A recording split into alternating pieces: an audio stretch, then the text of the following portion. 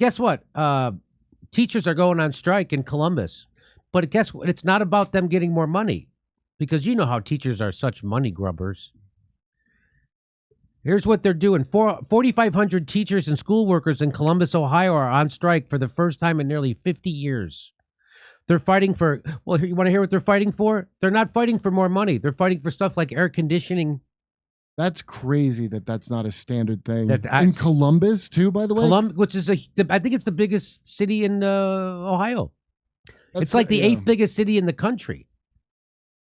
Can you imagine doing comedy in a room with no air? I mean, I don't have to imagine. I've done it. It's a disaster. It's a disaster. It doesn't work. You can't do comedy in a room that doesn't have air conditioning, but somehow you're supposed to be able to teach math. These kids already can't pay attention. You got a David Letterman, keep them chilled, you know?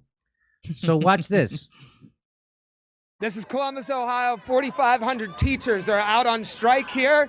We're on the picket line. Let's listen to the energy's freaking incredible out here. Let's listen to what they got to say. I have been teaching for 23 years, all in Columbus, and I teach high school English.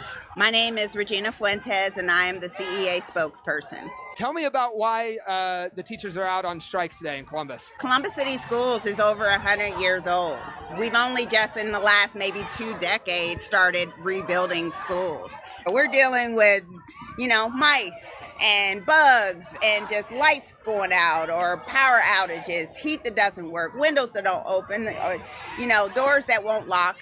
Just all these things we shouldn't be dealing with, Hard for a child to learn under those conditions. Hard for a child to learn. They can't learn, they can't function. And, the district really needs to realize that. And another thing we're asking for is to reduce the class sizes. We also want to have our elementary schools to have things like PE and art and music, those things that help with your social emotional well-being. You may have a PE teacher who has to go to maybe 3-4 buildings. Doesn't make any sense. We're using our power right now in this way in order to let them know that, you need us in order to keep this machine moving. What do you want the general public to know?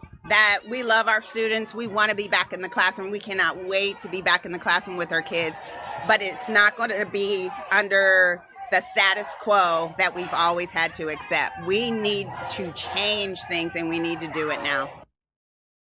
So it turns out they're not money grubbers. They want the conditions that their kids have to learn in to be better. Like they want them to have air conditioning and they want them to have heat. Not vermin in the class. And they want it. Now, I know that sounds, but is she 100% sure it wasn't maybe just the race of the teacher that was the problem? Columbus is home to the nation's first strike in a large K-12 district this school year, but educators, bus drivers, and cafeteria workers in other cities are also agitating. With more potential, what's coming? A county commissioner in North Carolina recently called for a statewide teacher walkout, juxtaposing the state's budget surplus with low pay and a huge teacher shortfall. Last week, food service workers in Pittsburgh's Woodland Hills School District voted to authorize a strike. If their demand for a living wage is not met, negotiations were scheduled to begin Tuesday. A work stoppage is going to be imminent. Over the weekend, a school district of Philadelphia's maintenance custodian, look at that, in Philly. Philadelphia's maintenance, custodial, and transportation employees voted to authorize a strike unless the school board agrees to a new contract that includes higher wages and better training before the current pact expires on August 31st. 2.5 years of pandemic-throttled schooling and a recent escalation of culture wars around what teachers can say on topics such as U.S. history, racism, and LGBTQ rights have left districts across the country grappling with burned-out educators and catastrophic teacher shortages. We reported on that also. Go look at our other thing. There's a big teacher shortage in America, meaning we're not low on teachers. We're just low on teachers who are willing to go back to teach in such shitty conditions. Why would you even go to the no air conditioning thing is mind-blowing to me that would not be an automatic, like all this LGBTQ and all that just seems like such a massive distraction to not have to spring for air conditioning, Although pay is not a driving force in the Columbus strike, new research by the Economic Policy Institute shows that the teacher pay penalty. What is a teacher pay penalty, Jimmy? Well, that's the difference between how much teachers make compared with their non-teacher college-educated counterparts.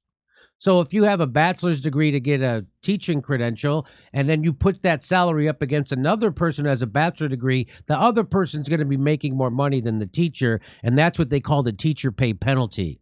And that reached a new high in 2021. It's one of the most least important things I can think of. So they got money for everything. They got money to $5 trillion in PPP loans. They got $54 billion to Ukraine. They put another $100 billion into the military this year. They've got the money. We have the money in this country, but our country is corrupt. And people don't realize that our country is corrupt, and we're heading towards an end to our empire. We need to privatize our country. That's what and that's what they're doing. Hey, we're coming to Tulsa, Oklahoma City, Detroit, Los Angeles, Spokane, Tacoma, Denver. Go to jimmydorecomedy.com for a link for all our tickets for all our live shows. See you there.